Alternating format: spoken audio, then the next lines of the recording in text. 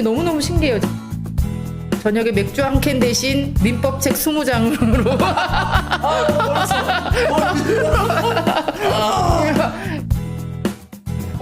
날 것 같지?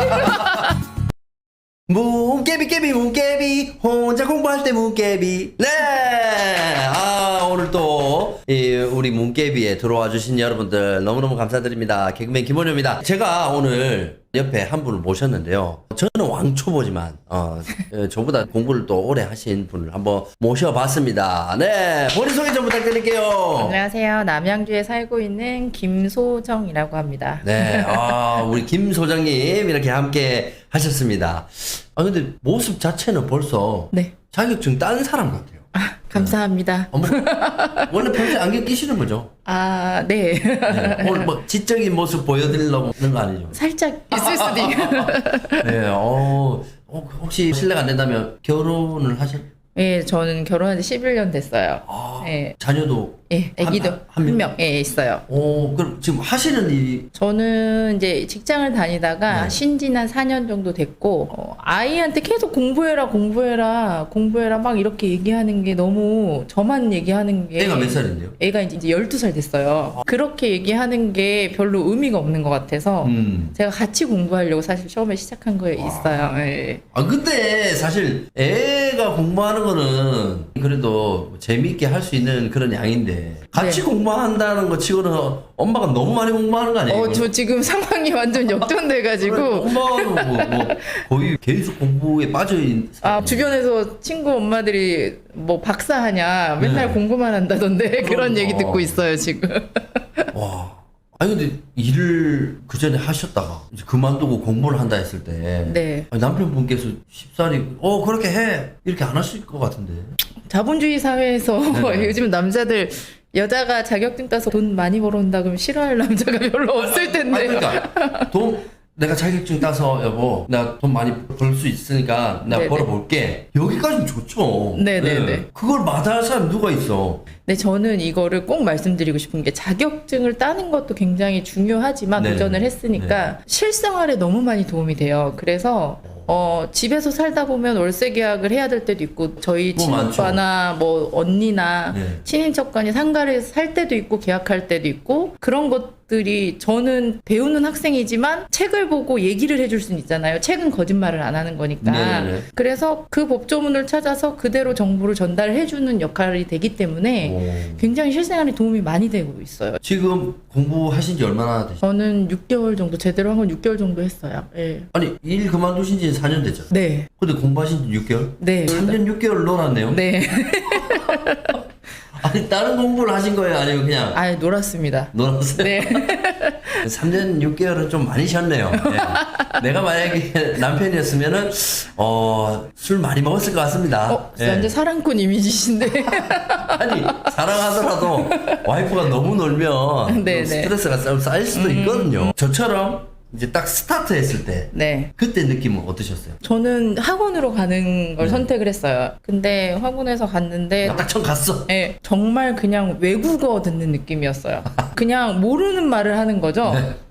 단아감, 입니까 뭐 이것만 알아듣겠고 네. 아무것도 모르는 말을 하는 거예요. 그래서 와 이건 뭐지라고 생각하고 진짜 포기해야 되나 2주 만에 고민을 많이 했거든요. 그럴 수도 있죠. 근데 원장님께서 이제 좀만 참고 강의를 먼저 들어라. 책이 눈에 들어오기 전까지. 네. 그래서 참고 정말 계속 강의를 들었어요. 갈 때 올 때 살림하면서 설거지하면서도 귀에 네. 꽂고 듣고 그러니까 어느 순간 책이 보이더라고요. 요즘에 책이 보이기 시작해서 아주 재밌게 시작을 하고 있거든요. 다시 공부를. 그 시기를 지나셔야 돼요. 외국어를 조금 많이 배우셔야 됩니다. 학원을 가셨을 때 네. 같은 초보인 학생들이 있었을 거잖아요. 그쵸. 저 네. 같은 사람도 있고 온라인으로 공부를 하다 포기했다 다시 오신 분들도 네. 있고 못 참았던 분들 혹시 주변에 많이 계시나요? 너무 많죠. 2주가 아니라 한 2-3달은 그냥 외국어라고 생각하셔야 돼요. 이게 과연 내가 배울 수 있을까? 이걸 할 수 있을까라는 나 자신에게 의문을 자꾸 가지게 되는 네. 그 시기가 한 3, 4개월 정도 되거든요. 나가 떨어지신 분들 오, 굉장히 많습니다. 굉장히 많아요. 네네. 저희 학원은 근데 워낙 원장님이 아버지처럼 막 다 갈래요 이러면은 앉아봐 이렇게 해서 달래주시고 하니까. 상담 들어가시는 네네네네. 예. 가장 힘들었을 때가 이제 한 3개월? 4개월 지날 4개월. 때, 예. 4개월 지나고 이제 그 뒤로 뭔가 재밌어지기 시작하셨다고요? 예, 문제가 이제 풀어지고 문제를 보면서 강의를 계속 들으면서 반복적으로 하지만 책을 보기보다는 동영상을 들으면서 네. 문제를 조금씩 보는 게 훨씬 더 효율이 좋더라고요.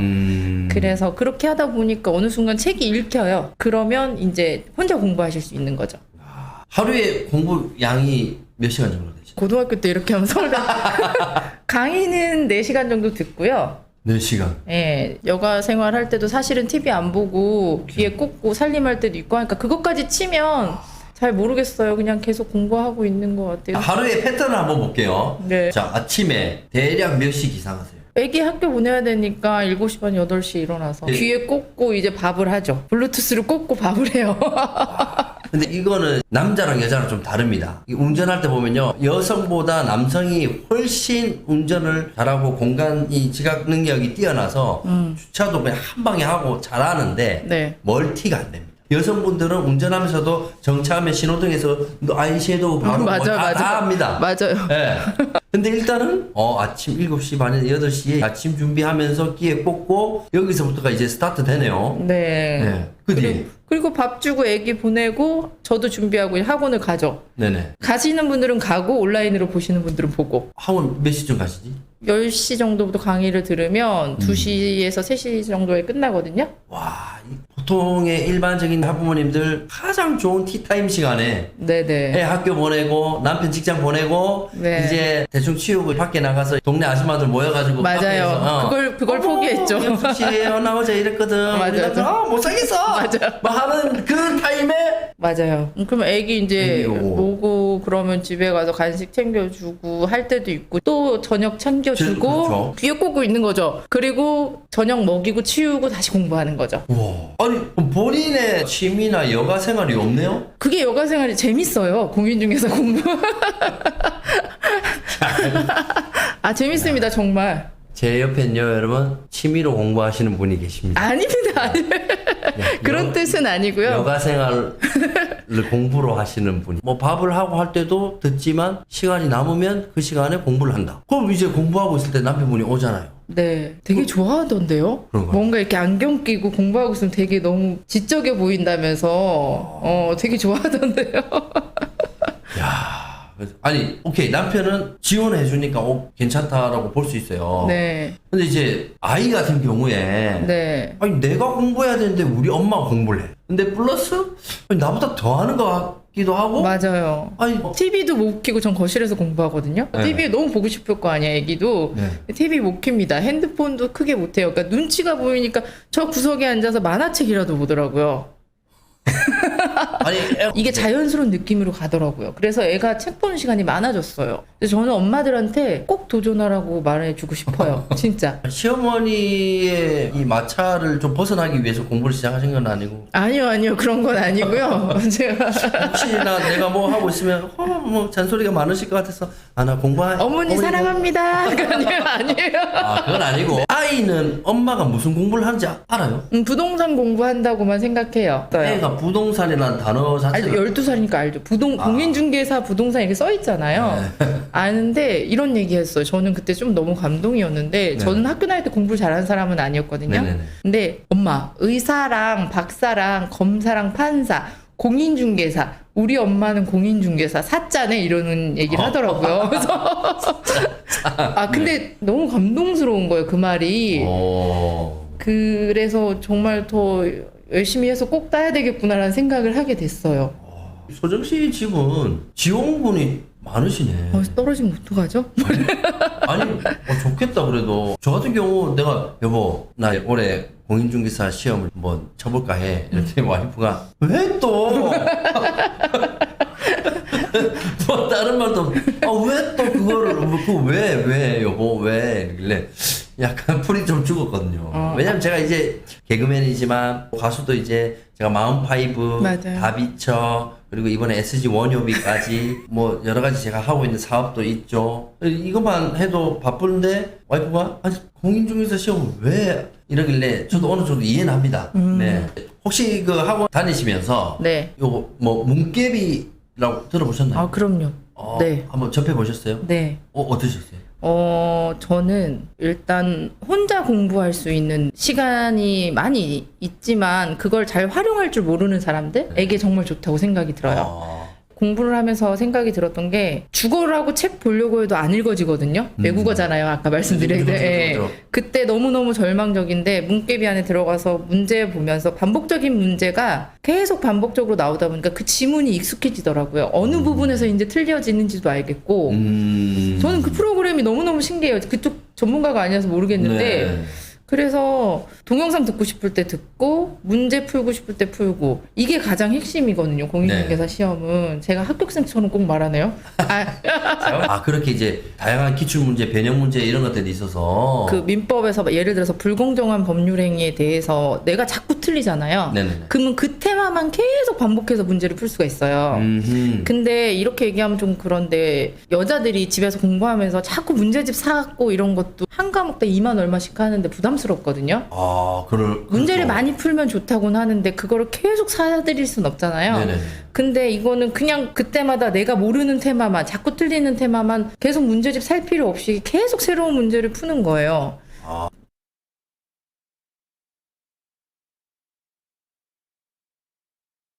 그러니까 훨씬 저렴한다는 느낌이 들더라고요. 일단은 또 우리 여기서 이제 주부 스타일 나옵니다. 예, 요거 생각 안 할 수 없죠. 예.